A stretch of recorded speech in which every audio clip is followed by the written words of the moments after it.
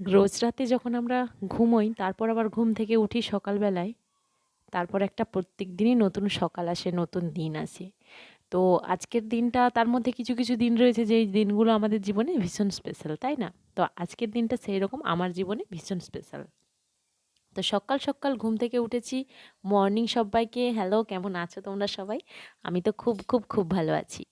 তো আজকে সকাল সকাল উঠে সমস্ত কাজকর্ম সেরে এরকম মুখে একটু ফেস প্যাক লাগিয়ে নিলাম। তারপরে এই যে দেখো, এই পাশে মেয়ের জন্য রান্না বসিয়ে দিয়েছি। যদিও বা মেয়ে এখনও ঘুম থেকে ওঠেনি, মানে আমি এখনও ওঠাইনি ওকে। এইবারে ওকে ওঠাবো, ওর খাবার দাবার, ওর ফিডারটা একটু ফুটিয়ে নেওয়ার পর সব কিছু রেডি করে এবারে যাব ওর ঘরে, ওকে ঘুম থেকে একবার তুলবো। এই যে দেখছো, এখানে ঘুম থেকে তোলার চেষ্টা হচ্ছে, কিন্তু সকালবেলাটাই দেখেছি ও কখনোই মানে নিজের ইচ্ছেতে ঘুম থেকে উঠতে চায় না, জোর করলে তবেই ঘুম থেকে ওঠে। যতবারই ডাকছি না কেন, ততবারই ওইদিকে পাশ ফিরে আবার ঘুমিয়ে পড়ছে, আবার একটু একটু আস্তে আস্তে হাসছে। সকালবেলায় ঘুম থেকে ওকে তুলতে আমার বেশ ভালোই লাগে। তো চলো ওকে ঘুম থেকে তোলা যাক আগে। তারপর ওকে ফ্রেশ করিয়ে ওকে একটু পড়তে বসাতে হবে, সকাল হয়ে গেছে। সকালবেলায় আধ ঘন্টা মতন ওকে একটু না পড়তে বসালে আমার মনটা যেন খুঁতখুত করে। সারাদিন তো খেলে, আধটা ঘন্টা একটু বসলো, জানলো, শিখলো, তাই না?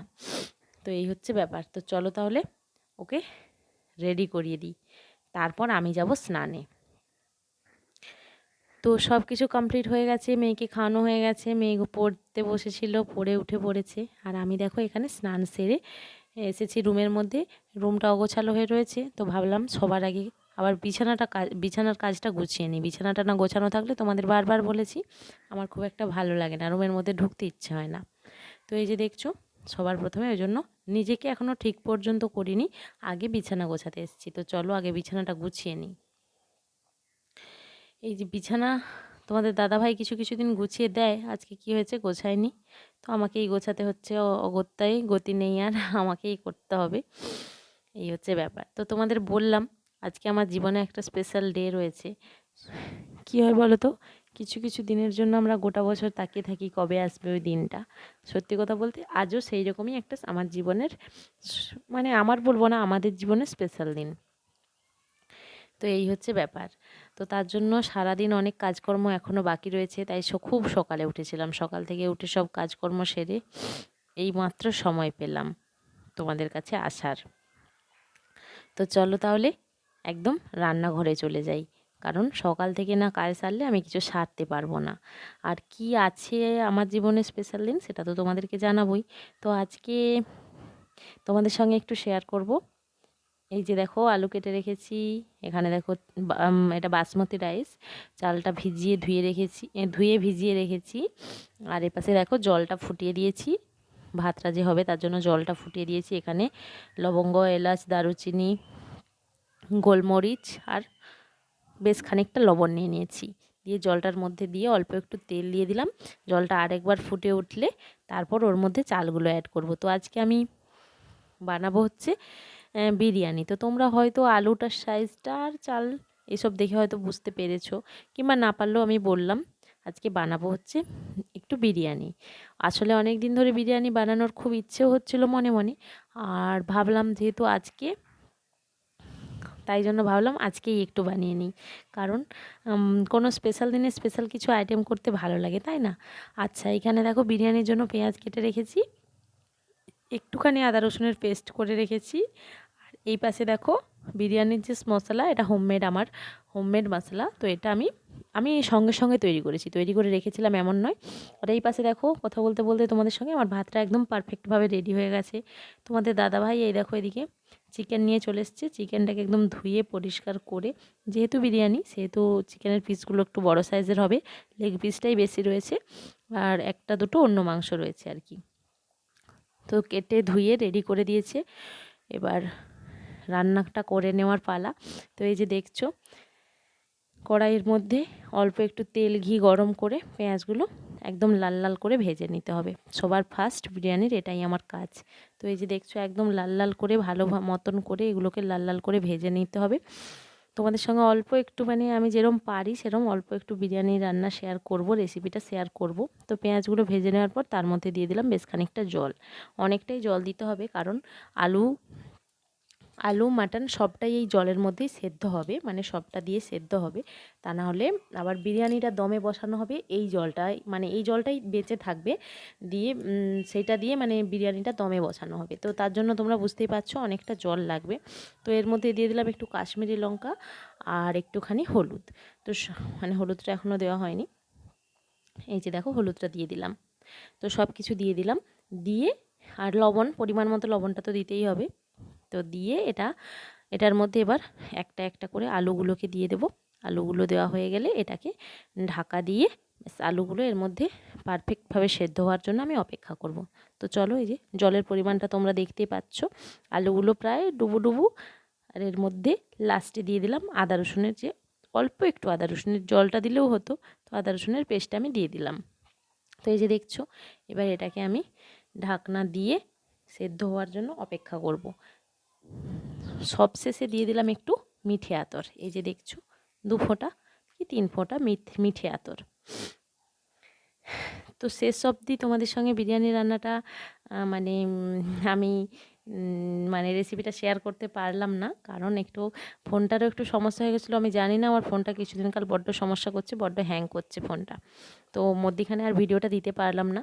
তো সব কিছু সেদ্ধ হওয়ার পর ভাতগুলো ওর মধ্যে দিয়ে একদম ভালোভাবে ঢাকনা দিয়ে দমে বসিয়ে দিয়েছিলাম। তো একদম দমে ছিল আমার, একটু লো আঁচে দমে ছিল 20 মিনিট।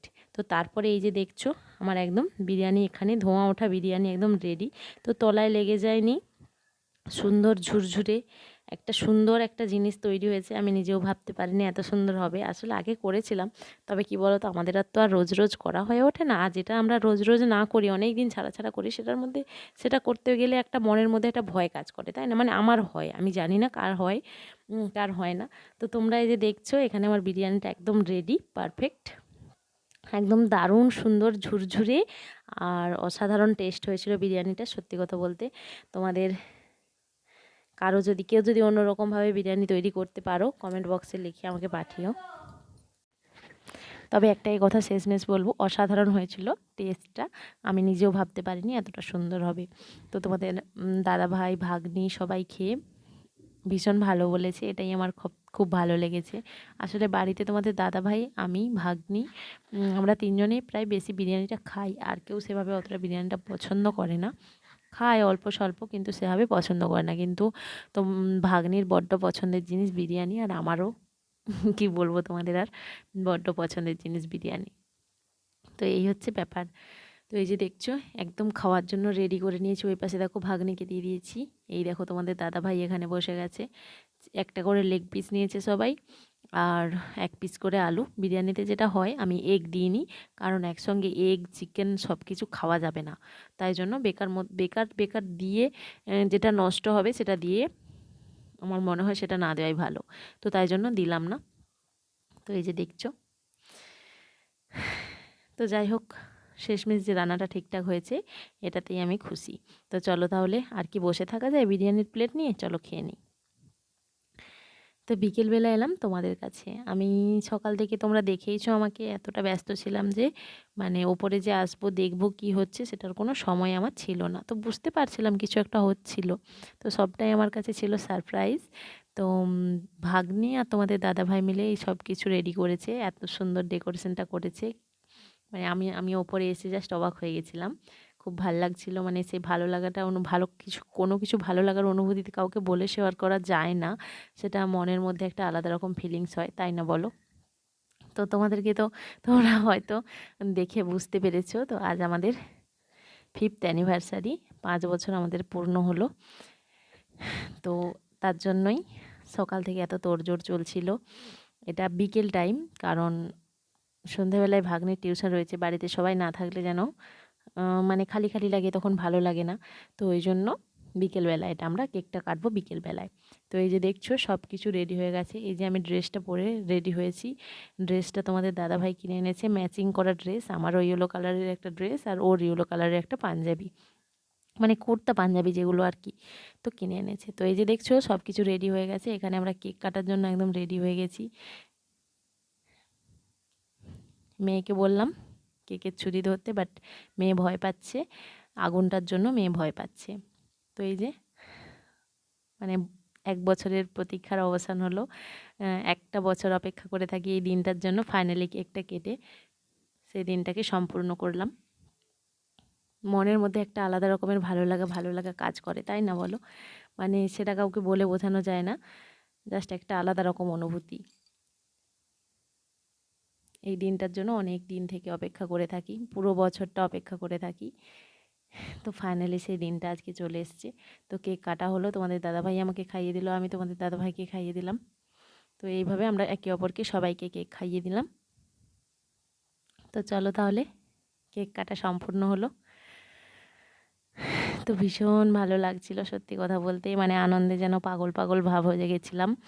সত্যি মানে এতটা ভালো লাগবে ভাবিনি। তার মধ্যে আবার তোমাদের দাদাভাইয়ের উপহার ড্রেসটা দিয়েছিল, মানে সব মিলিয়ে আনন্দটা আর আনন্দে আত্মহারা হয়ে গেছিলাম আর কি। সব মিলিয়ে খুব ভালো লাগছিল। আসলে কি বলো তো, আমি অল্পতেই খুব খুশি হয়ে যাই।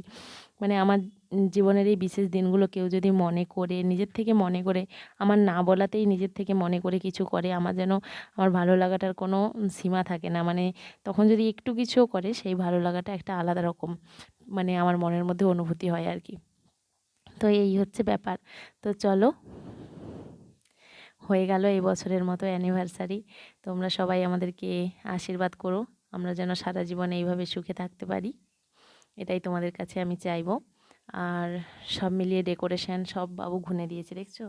ডেকোরেশন সব মিলিয়ে পুরো দিনটা আমাদের কেমন কাটলো অবশ্যই অবশ্যই অবশ্যই কমেন্ট করে জানিও। তো এই হচ্ছে ব্যাপার। তো সন্ধেবেলায় ভাবলাম বাড়িতেই বসে থাকবো, কিন্তু সেটা আর হলো না। তোমাদের দাদাভাই বললো চলো, যেহেতু রেডি হয়ে আছো, একটু চলো বাইরে থেকে কোথাও ঘুরে আসি। তো আমি বললাম আজকে তো সেরম কোথাও যাওয়ার এরকম একটা ইচ্ছে নেই, যেহেতু সন্ধে, আবার অল্প অল্প ঠান্ডা আছে জানো। তো এই যে দেখো সামনে একটা গ্রাউন্ড আছে আর কি, এখানে সব বাচ্চা কাচ্চারা খেলে, সবাই গরমকালে এখানটায় এসে প্রচুর ভিড় জমায়, বসে মানে একটু আনন্দ করে। তো আমরা ভাবলাম এইখানটায় আসি, এখানটায় এসে দেখো নিজেদের মতো করে একটু সময় কাটালাম। একসঙ্গে বসেছিলাম প্রায় রাত 9টা পর্যন্ত। নিজেদের মধ্যে একটা সময় কাটানোটা বড্ড জরুরি, সত্যি। নিজেদের মনের মধ্যে কিছু কথা জমে থাকে, যেগুলো একটা ফাঁকা জায়গায় বসে বলার আনন্দটাই আলাদা। নিজেদের মতন করে একটু সময় কাটালাম। তো চলো তাহলে, আজকের দিনটা কেমন লাগলো বলো। টাটা, শুভরাত্রি।